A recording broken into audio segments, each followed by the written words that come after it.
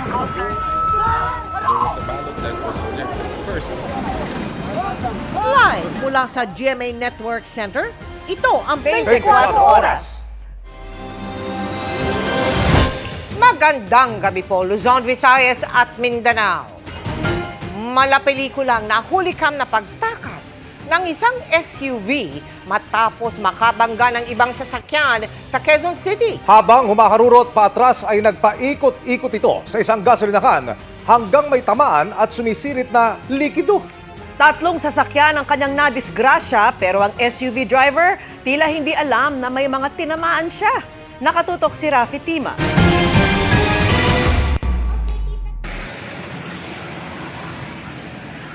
Makikita ang isang pulis sa viral video na ito na kinakausap at tila may pinagagawa sa driver ng puting SUV tanghali kanina sa bahagi ng North Fairview sa Quezon City. Maya-maya pa,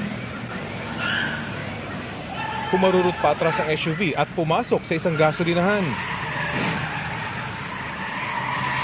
Ilang beses itong nagpaikot-ikot doon dahilan para mabangga ang ilang gamit tulad ng drum ng tubig. Kapansin-pansin din na patakbo ang mga tao sa gasolinahan dahil sa pagharurot ng SUV.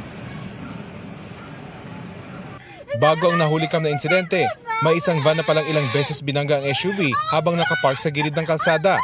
Ang may-ari ng sasakyan na si Rowena, nasa loob daw nang maramdaman nilang umuuga ito. Maraming tao naglabasan at sinasabi na binabangga na daw po yung sasakyan namin. Tapos tinignan ko sa likod, ay oo nga, binabangga na tayo. Pero hindi ho ganong kalakas. Hindi po ganun naman kalakas, pero mapapagalaw ka po naman. Ang driver ng van sinubukan daw katukin ang puting SUV. Tinapik ko yung tagiliran niya. Tapos sabay silip ko, siya lang mag-isa at nakaganon siya sa manubela. Nung sabi ko, pag ikot ko doon sa kabila, sinabihan ko si Sir, katukin ko na lang. Sabi naman ni Sir, wag mo nang katukin, baka may baril daw. Dito na raw sila tumawag ng pulis. Sa halos 20 minutong paghihintay, hindi raw lumabas ang driver ng SUV. Nang dumating ang mga otoridad, umatras daw bahagi ang SUV at muling binangga ang van. At ito na ang nakunan sa viral video. Sa isa pang anggulo, makikita ang mabilis na pag-atras ng puting SUV. Nang humupa ang sitwasyon, tila normal naman daw ang driver ng puting SUV paglabas nito ng sasakyan. Gayunman, tila hindi raw nito alam ang nangyari. Sabi ko, Sir, ano po bang nararamdaman niyo? Sir, alam niyo pa ba yung nangyari? Sabi, hindi ko alam eh. Ang alam ko lang, may tumama na sa akin dito, masakit nga eh. Kung saan ba kayo galing, Sir? Sabi niya sa Makati pa ako. Ayos naman siya makipag-usap, Sir. Sa kabuuan, 3 sasakyan ang nabangga ng SUV. Nasira din ang protective bar ng gasolinahan. Sa kabutihang palad, walang nasaktan sa insidente. Inaalam pa ng mga investigador kung magkano ang halaga ng pinsala sa insidente. Sinusubukan pa namin hinga ng pahayag ang driver ng SUV. Para sa GMA Integrated News, Rafi Tima, nakatutok, 24 Oras. Nagtala ng panibagong pagsabog ang Bulkang Kanlaon kaninang umaga. Nagdulot yan ng makapal na abo na nakaapekto sa ilang lugar sa Negros Occidental. Nakatutok si Eileen Pedreso ng GMA Regional TV. Makapal at maitim na abo ang gumising sa mga taga Negros Island sa panibagong aktibidad ng Bulkang Kanlaon mag-aalas 6 ng umaga kanina. Sa time-lapse footage ng Fevox, kita kung gaano kalakas ang ibinuga nitong abo. Kita naman ang pyroclastic density currents na binubuo ng mainit na gas at volcanic material pababa ng bulkan sa thermal camera footage. Ayon sa Fevox, halos 1 oras nagtagal ang aktibidad ng bulkan na nagpasiklab pa sa isang grass fire. Makapal na usok ang nakunan ng Kanlaon Volcano Observatory at ilang residente. Bukod dyan, nagdulot din ito ng ashfall sa ilang bahagi ng Negros Occidental. Isa sa pinaka-apektado ang La Carlota City, sa Barangay San Miguel. Perwisyo sa mga motorista ang makapal na abo, gayon din sa mga kabahayan at sasakyan. Ang ilang residente naman nangangamba para sa kanilang kalusugan. Nang dukalinong man, tapos ang mula nga paggawa sa ulbo na ang asopre. Siyempre, basi bala kung magtupaang daw mga barasaw. Di okay man. Kita niyo sa ano nakita niyo na yun? Amo na o abo na. Naman ikagdason ang napaminsan mong apo ko may hapo. Nakita ko gatimbuok na sa babaw. Tiyan mo na dahil nagingagaw ko di puli sa San Miguel. Sakay ko sa salakyan ng sangyasang Raal. Nagingagaw ko, hingagaw man sila pa sa Raal. Hindi nagigya makita ang dalan nga muna niyo. Pero kulba eh. Pero nagano lang nga, hindi man siya maglupok, kay sungaw mo lang na mo galing, kaya ang amon, delikado lang ang asupre. Tapos tisubong, kinanglan kami tubig. Sa tala ng Locarlota City LGU, may mahigit 1,900 pang individual sa loob ng evacuation centers simula noong Disyembre. Ngayong araw, nadagdagan ito ng 16 na individual mula sa 4 na mga pamilyang lumikas dahil sumama ang pakiramdam matapos nakalanghap ng asupre. Kay tungod may mga babies, may mga iban ang mga bana may ginabatsyag. So hindi kagwantas ang baos nga supre. Hindi pa rin inaalis ng FIVOX ang Alert Level 3 sa Bulkang Canlaon, pero pinaghahanda ang mga otoridad at publiko dahil posibleng masundan ang explosive eruption na maaring magdulot ng lava flow. Isa inagyapon sa mga senaryo nga pwede naton ginalantaw no nga magka-effusive eruption. Based sa aton nga ground deformation no nga inflated gyapon ang aton nga ang edifice ng aton nga volcano, matamat na pagsakas ang magma. Pinagbabawal pa rin ang paglapit sa 6-kilometer radius ng bulkan at paglipad ng mga sasakyang panghimpapawid malapit sa crater. Bagaman may mga inilikas na, nagpaalala ang Office of Civil Defense na manatiling alerto. Pinayuhan din nila ang mga residente na magsuot ng protective goggles o di kaya ay takpan ang bibig ng basang tela kontra ashfall. Ang GMA Kapuso Foundation naman nakatakdang magtungo sa susunod na araw para maghatid ng tulong sa mga apektado ng pagputok ng Bulkan Canlaon. Mula sa GMA Regional TV at GMA Integrated News, Aileen Pedraso, nakatutok 24 oras. Hindi pa itinuturing na arestado pero iniimbestigahan na ang 20 Pinoy na tripulante ng isang barkong nakadaong sa South Korea. Kasunod yan ng pagkabisto ng 2 toneladang umano'y cocaine sa barko na pinakamalaking drug haul doon. Nakatutok si JP Soriano. Hanggang nitong umaga ay hindi pa rin pinapayagang umalis ang 20 Pilipinong tripulante sa MV Lunita na nakadaong sa Port of Okigye sa South Korea. Pinasok ang barko ng Korea Customs Service at Korea Coast Guard at nakitaan ng kontrabando ang nadiskubreng hidden compartment sa likod ng engine room.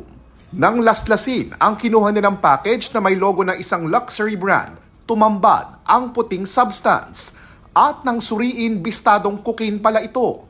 Mahigit 50 kahon na mga umano'y cocaine ang nasamsam. Sa bigat na 2 tonelada, ito na ang itinuturing na pinakamalaking drug haul sa kasaysayan ng South Korea. Under investigation ngayon ang mga Pilipino. If they make a determination na may guilt itong mga Filipinos, then they will tell them, you cannot leave. Right now, they can't leave. Pero doesn't mean they're being arrested. Bago nito ay dumaan sa Mexico, Ecuador, Panama at China ang Norwegian flag cargo vessel na puro Pilipino ang crew. Pero if they make determination of probable cause, meaning that it's their responsibility, it's their fault, they were trafficking drugs, then they'll be charged. Possibly, most probably detained back. Right now, they're not detained.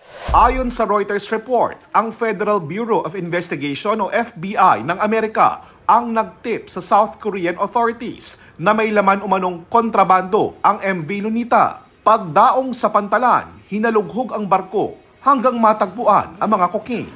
Hindi pa malinaw kung may kinalaman ang mga tripulanteng Pilipino sa nabistong droga. Ang naiulat ay sa engine room na natagpuan at eto, kasama na yan sa investigasyon kung sino ang mga sangkot, kung meron man kasama sa mga tripulante at kung ano man ang mga detalye, kung nasa saan o ano ang mga location at involvement ng bawat tripulante on board. Ayon sa JJ Ogland Companies, ang may-ari ng MV Lunita, nasa barko pa ang mga Pilipino at nakikipagtulungan na ang abogado nila para tulungan ang mga Pilipino.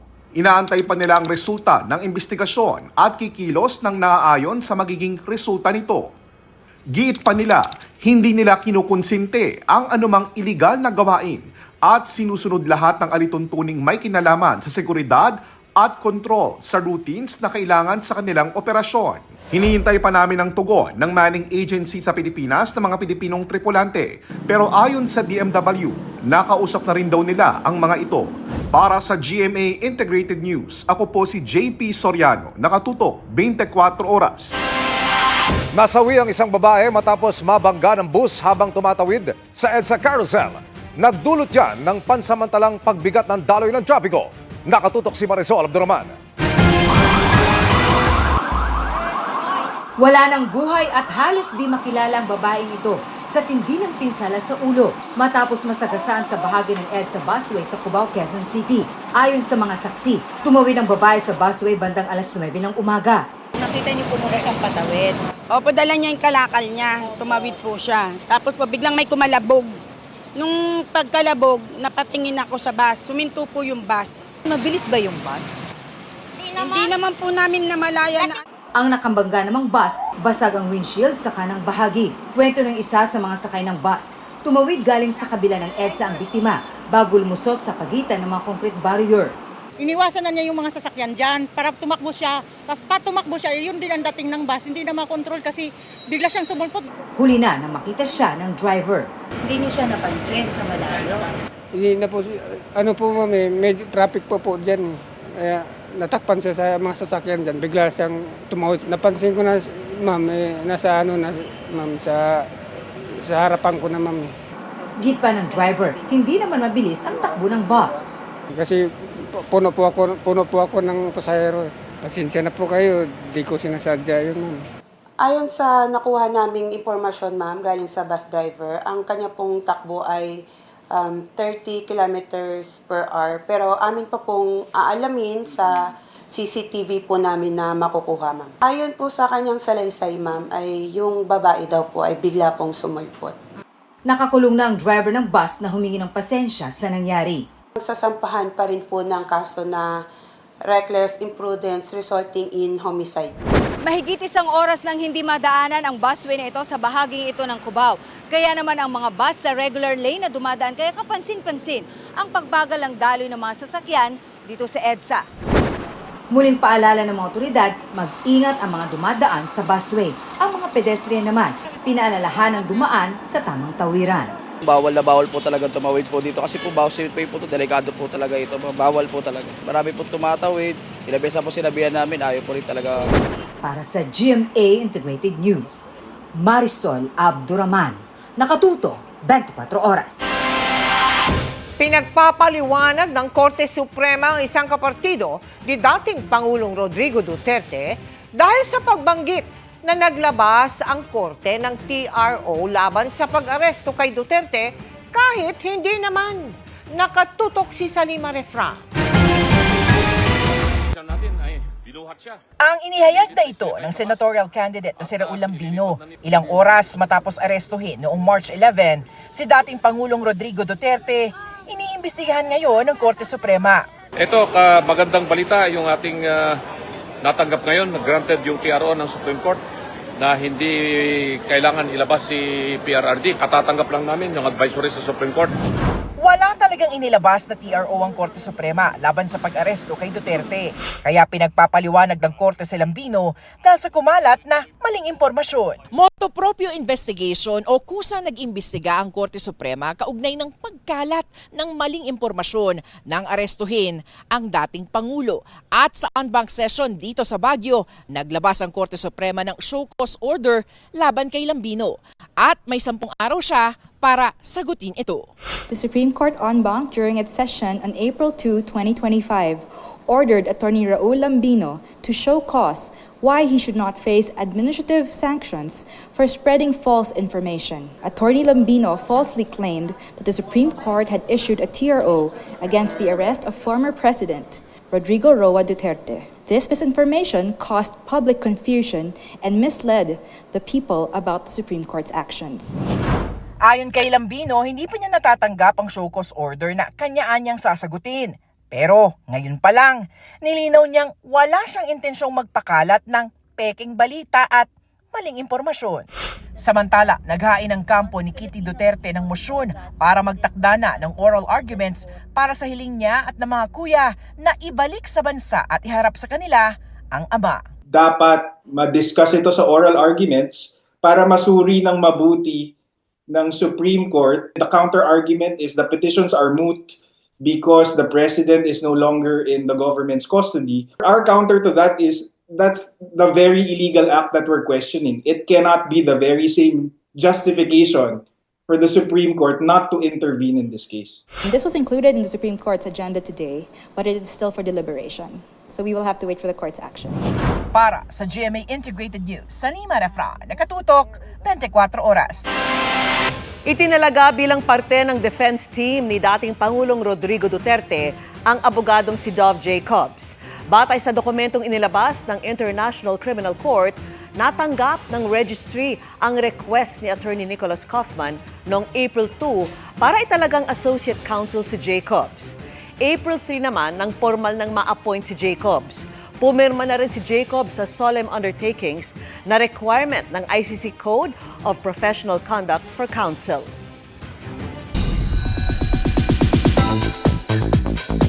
Good evening mga kapuso! Very happy si Carmina Villaruel ngayong nagsimula na ang taping para sa upcoming Kapuso series na pagbibidahan nila ng buong Legaspi family.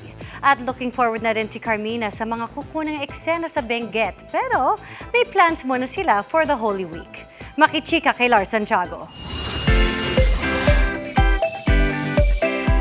Sa first taping day ng Hating Kapatid na pinagbibidahan ng Legaspi family, mga eksena ni Carmina kaagad ang unang kinunan. Malayong-malayo nga raw ang kanyang karakter na si Rosel sa minahal ng mga manunood na si Lynette sa abot kamay na pangarap. Ibang-iba, kasi itsura pa lang, magkaiba na sila. So, si Rosel, physically, mahilig sa mga bulaklakin, sa mga printed, as you can see, kasi nagtatrabaho siya sa isang flower farm, mahilig siya mag-arrange ng flowers. Tapos, dito, kulot. Kulot, braid, mahaba ang buhok. Nagkakapareho lang sila dahil pareho silang nanay. Sobrang excited na sina Carmina at Zoren dahil after Holy Week, pupunta na sila ng Benguet para kunan ang mga eksena nila roon. Sa panahong ito ng tag-init, welcome na welcome daw sa kanila ang pagpunta at pagtatrabaho sa malamig na lugar. Napag-uusapan ng araw nila ni Zoren kung ano ang mga pwede nilang gawin doon. Definitely talagang mamimili ako ng mga gulay at prutas doon. So kung may rest day naman kami, so baka mag-explore kami ng Benguet, pati yung mga maliliit na mga restaurants dun sa mga gilid-gilid, yun yung mga masasarap eh.